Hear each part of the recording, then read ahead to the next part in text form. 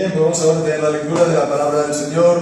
Vamos a leer en el libro de los Hechos, el capítulo 6. Y vamos a leer, pues, de nuevo, desde el versículo 1, vamos a llegar hasta el versículo 7. Y dice así la palabra del Señor. En aquellos días, como se multiplicaba el número de los discípulos, hubo murmuración de los helenistas contra los hebreos, de que sus viudas eran desatendidas en el ministerio cotidiano. Entonces los 12 convocaron a la multitud de los discípulos y dijeron: no es justo que nosotros dejemos la palabra de Dios para servir a las mesas. Buscad pues, hermanos, 7 varones de entre vosotros, de buen testimonio, llenos del Espíritu Santo y de sabiduría, a quienes pongamos en esta obra. Y nosotros persistiremos en la oración y en el ministerio de la palabra. Y agradó la propuesta a toda la multitud, y eligieron a Esteban, varón lleno de fe y del Espíritu Santo, y a Felipe, y a Prócoro, y a Nicanor, y a Timón, y a Pármenas, y a Nicolás, prosélito de Antioquía. A estos presentaron delante de los apóstoles, quienes, orando, les impusieron las manos. Y la palabra de Dios crecía, y el número de los discípulos se multiplicaba mucho en Jerusalén. También una gran multitud de los sacerdotes obedecía a la fe. Amén. Y el Señor bendiga su santa palabra. Con la ayuda del Señor va a ser este el último día que vamos a estar considerando estos versículos, este suceso que se dio en la iglesia primitiva en Jerusalén, que por el crecimiento que había tenido, pues surgió ese problema, digamos, de relación entre los hermanos, unos que eran de todos judíos, sí, por supuesto, pero unos eran de origen helenista, de origen griego, judíos, y otros que eran más propiamente judíos de Judea, de Galilea, de Palestina, ¿no? De lo que se conoce como tal. Y bien, pues entonces estuvimos viendo esto y sobre todo la queja que hicieron los apóstoles, los apóstoles en el versículo 4, de que este servicio que ellos llevaban a cabo, la queja vino dada por la distribución de alimentos, la ayuda económica a viudas, ¿no? Entonces los de las helenistas, ¿no?, se quejaron de que sus viudas eran desatendidas, como hemos leído. Entonces eran los apóstoles quienes se encargaban de este servicio. Y entonces, pues ahora ellos, la queja básica es que no es justo que nosotros no hagamos el ministerio que nos es propio, que es el de la palabra y de la oración. Y esto ya lo estuvimos considerando la última vez, pero no es entonces ahora el caso de volver otra vez a lo mismo. En todo caso, nos estuvimos centrando sobre todo en la cuestión del tiempo, ¿no? La ocupación en este servicio, pues entonces les restaba tiempo, capacidad, ¿no?, eficacia en dedicación a su ministerio propio, ¿no? Este ministerio más espiritual de la palabra, predicación, enseñanza, etc. y la oración. Pero también hay una razón añadida, es que como ellos son ministros de la palabra, que es el ministerio y la oración, el ministerio espiritual en la iglesia, se tienen que guardar mucho en cuanto al testimonio, ¿no? Por causa de ese problema, pues eso, quiera que no, les afectaba también a los apóstoles. Entonces esa era una razón de más para que ellos dijeran, ¿no?, pues nosotros hemos de ocuparnos en la palabra y la oración. Este tipo de cosas, ¿no?, este tipo de servicios que pueden llegar a dar, pues a lo mejor, incluso problemas, no es lo más apropiado que nosotros pues nos ocupemos de esto, porque puede esto bueno, pues sentar bien a unos y a otros no. Y entonces, ¿qué es lo que ocurre? Que esto va, de alguna manera, siempre a afectar pues nuestro testimonio y nuestro ministerio. Nuestro ministerio, que es el ministerio de la, como hemos dicho, la palabra y la oración. Entonces, aquí hay una sabiduría que es el dejar todo aquello que pueda empañar, dejar todo aquello que pueda molestar, ¿no?, el ministerio de la palabra. Y bueno, pues vemos que a partir de aquí y en el Nuevo Testamento los apóstoles no se mezclan demasiado en estas cuestiones económicas, ¿no? Sí que más adelante en el libro de los Hechos vemos a que los apóstoles en el Concilio de Jerusalén encargan que se acordasen de los pobres. Y los apóstoles allí donde iban, en este caso Pablo, en los viajes misioneros que hacían, fundando iglesias, pues también enseñaba acerca de dar, y entonces también recogían para entregarlo. Pero siempre lo hacían con una precaución. Lo vemos por ejemplo, en 1 Corintios capítulo 16. Está hablando de la colecta para los pobres, y vemos también el grado de distancia que él se pone también, ¿no? Vemos que el versículo 16, capítulo 16 de 1 Corintios, versículos 3 y 4, está hablando de recoger las ofrendas, ¿no? Y cuando lleguen los que hayáis aprobado por cartas, a estos enviaré para que lleven vuestra dádiva a Jerusalén. Y dice, y si fuere apropiado que yo también vaya, irán conmigo. Como dejándoles esa cuestión. Si consideráis que es apropiado que yo pues también vaya y que yo también esté en este, digamos, negocio, en este asunto, pues bien, yo también lo haré. Pero lo dejo, ¿no? Poned, ¿no?, a hermanos, ¿no?, poned a varones que se encarguen de este asunto.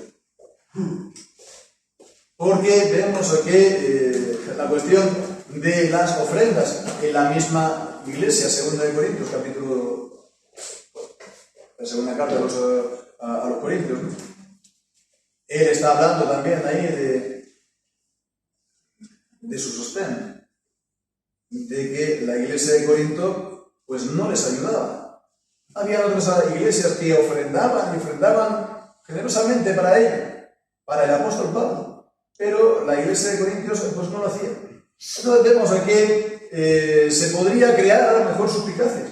No vaya a ser que el apóstol, o no vaya a ser que Pablo, pues a todo esto pues se quede una propina por el camino, ¿no? O quién sabe, ¿no? Quiere decir, se pueden crear estas suspicacias y entonces se tiene que evitar. Y entonces, pues, se tiene que, dividir, delegar, ¿no? Y, pues, que estas cuestiones, ¿no?, sean otros hermanos que lo hagan y los apóstoles, hecho de la palabra, pues, se encarguen al ministerio, pues, espiritual de la iglesia. Con lo cual también, por otra parte, vemos que en la iglesia no tiene que haber una acumulación de funciones, de responsabilidades, de cargos, ¿no?, de atribuciones de poder en una sola persona. En este caso, el pastor, ¿no? Así se acaba en algunos lugares, pero no es así lo que nos presenta el Nuevo Testamento, que hay una diversidad de ministerios y hay, por lo tanto, pues sí, una diversidad también, una pluralidad de ministros. Los mismos apóstoles, por ser apóstoles, no lo concentraron todos ellos en sí mismos. Cuanto más ahora, ¿no?, nosotros que no somos apóstoles, ¿no?, pues lo tenemos que hacer. Bien, vemos todas estas razones, ¿no? Estas razones que son sabias, ¿no?, porque pueden pues afectar la reputación, y esto puede también ser en detrimento del ministerio, etc. Pero ahora, en estos versículos que hemos leído, pues están las instrucciones, en concreto también de los apóstoles, y también seguimos viendo esta sabiduría de los apóstoles, esta sabiduría para de esta manera ya zanjar el problema, ¿no? Y es lo que leemos en el versículo 3. Buscad, pues, hermanos, 7 varones de buen testimonio, llenos del Espíritu Santo y de sabiduría, a quienes pongamos en esta obra. Y el versículo 5. Y agradó la propuesta a toda la multitud y eligieron a Esteban. Entonces vemos, les está diciendo, claro, las instrucciones de los apóstoles, ¿no? Pero les dice, buscad vosotros. Vosotros tenéis que mirar de entre la iglesia, de entre la congregación, ¿quiénes son las personas? Es decir, que no lo está haciendo aquí a dedo. No está diciendo tú y tú, sino que está dando, pues aquí, esta iniciativa al pueblo, que el pueblo tiene por lo tanto parte en la elección de sus ministros. Aquí vemos, no está hablando del ministerio de la palabra, es el ministerio del servicio, por lo tanto del diaconía, ¿no? Diácono es siervo, el verbo diaconeo es servir, este es el ministerio del servicio. Diácono no significa otra cosa. Aquel que está sirviendo las mesas, el que está ayudando, el que está, ocupándose de las cosas materiales, ¿no? En la iglesia, en la congregación. Pues entonces vemos, aquí se establece por parte de los apóstoles cómo tiene que ser la iglesia apostólica. La iglesia apostólica tiene que ser aquella en la que los creyentes, la congregación del pueblo, elija a sus propios ministros, a sus propios ministerios, de entre ellos mismos, ¿no? Que han de tener una serie de requisitos, eso sí. Vemos aquí, dice, que sean de buen testimonio y llenos del Espíritu Santo. Y el apóstol Pablo, en primera de Timoteo y en la carta de Tito también, se dan los requisitos del obispo o anciano y también el de diácono. Y siempre está diciendo que sean irreprensibles, que tengan, por lo tanto, buen testimonio, que no haya nadie que lo pueda acusar, ni de dentro, ni siquiera de gente de fuera, ¿no?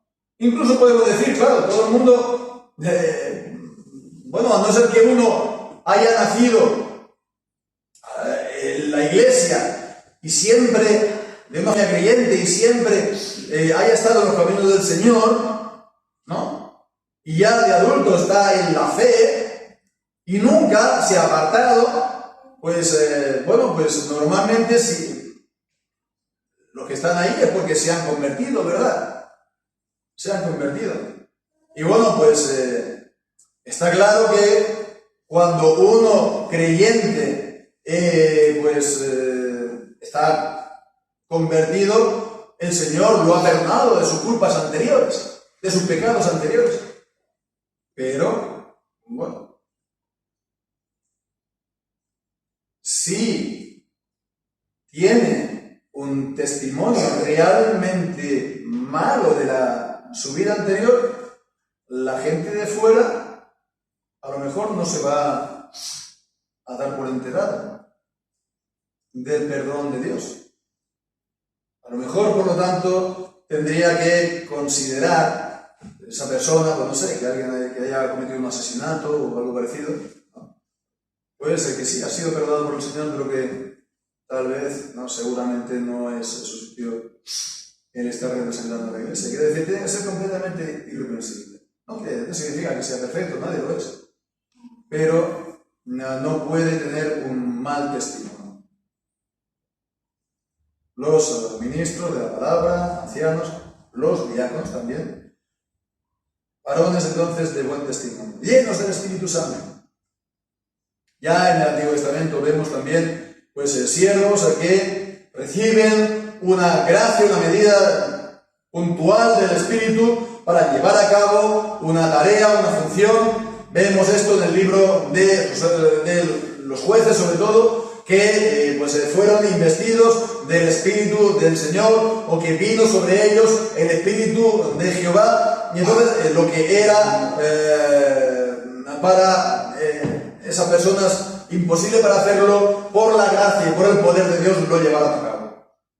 Bien, esto, aunque eso era algo especial o algo puntual, se puede decir, para acometer esas proezas, esto también nos muestra lo que es también para nosotros el ser lleno del Espíritu Santo, porque es de esta manera como nosotros servimos, no en la carne, no en nuestras propias fuerzas, no en nuestras propias capacidades, sino por la gracia del Espíritu Santo. No significa que no tengamos ninguna capacidades por nuestra parte, naturales, se puede decir, que siendo santificadas por el Señor, Él las pueda utilizar.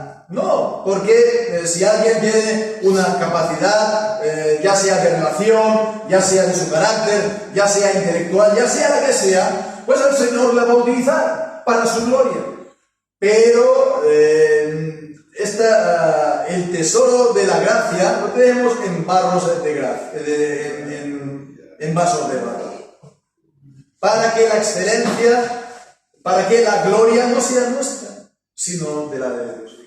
Entonces, todo nuestro servicio es de esta manera también una operación del Espíritu Santo, que dice Pablo en 1 Corintios capítulo 12. El Espíritu Santo está actuando. El Espíritu Santo, por su gracia, hace que nos capacita, y que también la obra que nosotros hagamos, sea aceptable y traiga fruto.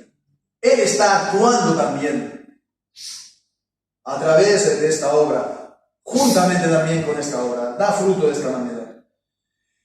Y bien, ¿de qué manera podemos estar llenos del Espíritu Santo? En Efesios y en Colosenses se nos habla de estar lleno del Espíritu Santo, sobre todo en Efesios, cuando dice que en el capítulo 5, versículo 18, no os embriaguéis con vino, en lo cual hay disolución, sino sed llenos del Espíritu. Ser llenos del Espíritu Santo. Y entonces a continuación vemos que está el verbo como un participio, ser lleno del Espíritu Santo. ¿Cómo? Pues hablando entre vosotros con salmos, himnos y cánticos espirituales.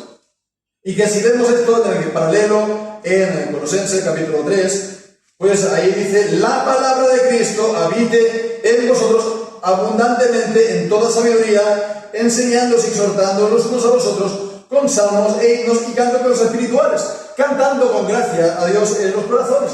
Y bien, por lo tanto, vemos que para ser lleno del Espíritu Santo es necesaria la palabra de Dios. Y en particular vemos el canto de los salmos. El canto de los salmos, que son las canciones del Espíritu, son las canciones inspiradas por Dios. Y bien, es necesario, no es una casualidad de que la Iglesia cristiana, desde el inicio mismo, ¿no? Podemos decir, los días anteriores a Pentecostés, está cantando los salmos, y que los salmos se han cantado a diario en la Iglesia, durante estos 2000 años. Y se han leído también, así como también toda la palabra de Dios. Queremos entonces estar llenos del Espíritu Santo. Hemos de estar llenos de la palabra de Dios, leyéndola, meditándola, pero también cantándola. Y también por tanto de la oración personal, la oración congregacional, la oración familiar. Y como veíamos entonces en el anterior anterior mensaje, la semana anterior, pues buscar también tiempo para ello, ¿no? Que quien busca haya. El tiempo, a lo mejor, en abstracto, no existe para las cosas. Hemos de buscarlo. Hemos de apartarlo. Bien, pues entonces, han de ser también llenos de sabiduría. La sabiduría que en la Biblia es una sabiduría espiritual y es algo también práctico. Es una capacidad de hacer las cosas bien, las que convienen, y que sean resolutivas y que sea agradable para los hombres y también para Dios. La sabiduría es entonces algo en el sentido clásico de prudencia, ¿no? Como cuando dice que David se comportaba prudentemente. No quiere decir que sea cauto, aunque también, sino la idea de un conocimiento práctico, ¿no? Que hace bien las cosas, como corresponde a cada momento. Y esto lo da el Señor. ¿Y cómo lo da el Señor? ¿Cuál es el principio de la sabiduría? El temor del Señor. Y el temor del Señor vemos que tiene esta consecuencia también práctica de la sabiduría. Bien, pues estamos hablando de la sabiduría, ¿verdad? Pues entonces lo tienen que hacer ellos, lo tienen que buscar, lo tienen que elegir, porque el versículo 5 dice, pero después han de ser los apóstoles quienes los instalen, porque ellos son los que el Señor Jesucristo designó como ministros. Entonces vemos aquí la elección de la congregación por sí sola no vale o no es suficiente para instalar a los ministros. Esta es pues una de la gran diferencia, ¿no?, con el principio del gobierno congregacionalista, ¿no?, que hemos estado pues publicando hoy en el blog, ¿no?, esta comparación entre Westminster, Saboya y Londres.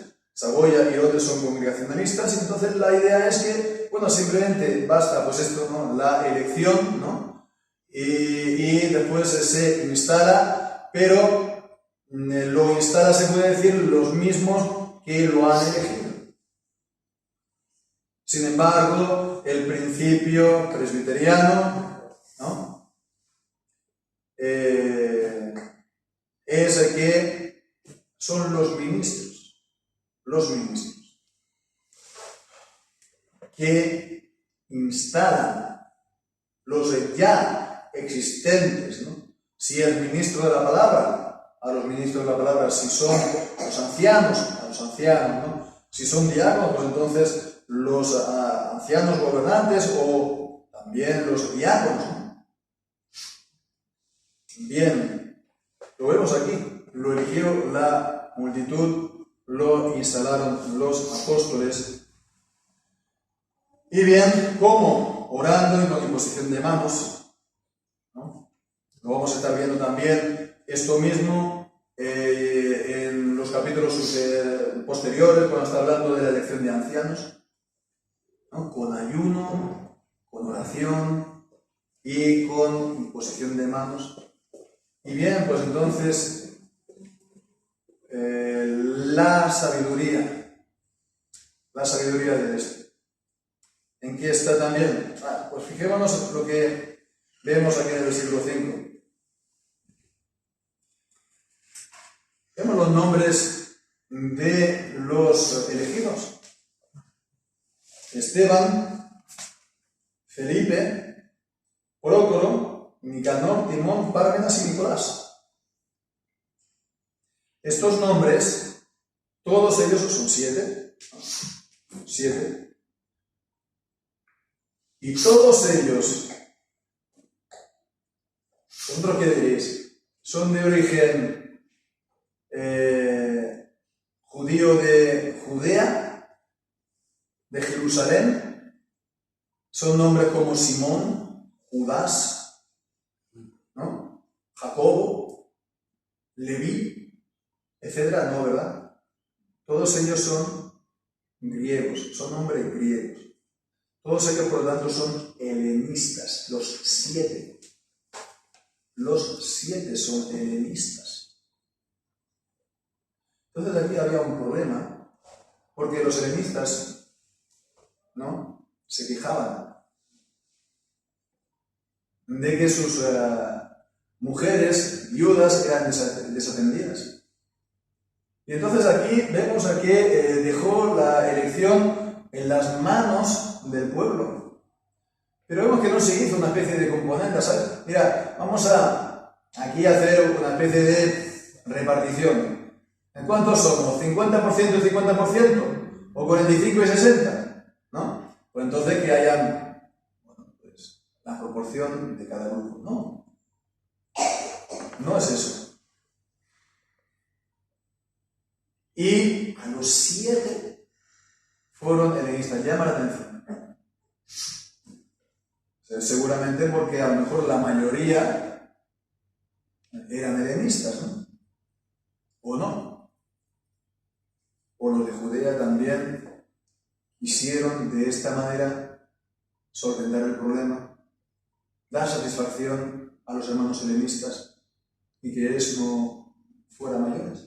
¿Vemos la sabiduría esta también? ¿No? ¿De unos y otros?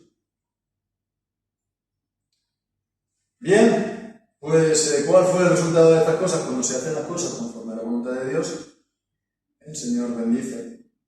Y lo vemos aquí en el resultado de toda esta, podemos decir, operación. En versículo 7, la palabra de Dios crecía, no puede ser de otra manera.